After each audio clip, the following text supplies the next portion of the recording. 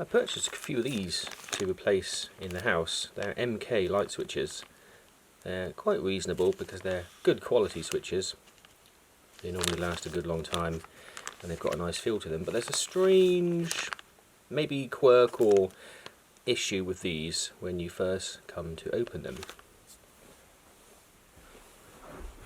This is brand new, as you can see, easy to open, so if you're doing a lot of these, you don't have to sort of try and get scissors or nails or a knife into here to get it open. You can just pop that open.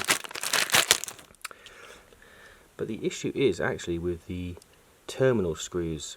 So they have gone to good lengths to try and speed up the process. As you can see, they're actually unscrewed for you.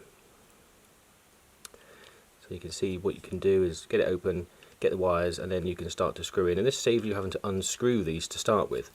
But the issue I found with the 4 I've replaced so far is that because they're unscrewed, they're extremely tight to screw in.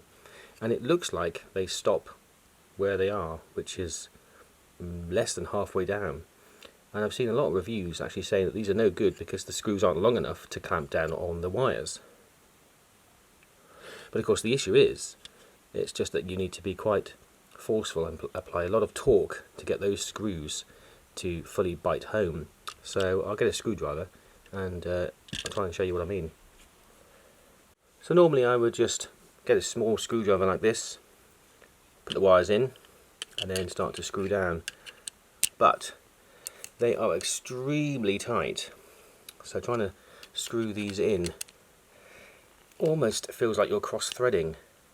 So what I had to use was brute force and something a lot more suitable with better grip. Then if you use this to tighten them down, they do eventually go, but it does feel like you're really beginning to cross-thread. But as you can see, giving it a bit more torque has now got that screw thread to go fully home. So if you do have one of these, don't be afraid to screw it fully in. Let's try this one. Yeah, that's taking a lot of torque to screw that in, and it feels like, well, it comes to a stop almost. But if you keep turning, eventually that will go home. This one's not too bad. This is the two-way, one gang, but the one gang, one-way switches were really tight. So for me, on my installation, I found the single one-way, the one gang one-way switches were a lot worse than the single two-ways.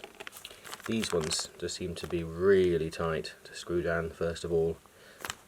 These not too bad, but I guess it may, depend on batches and time they were designed. So just something to point out, if you do buy these, you don't need to take them back. They just need a bit more force to screw the terminals down.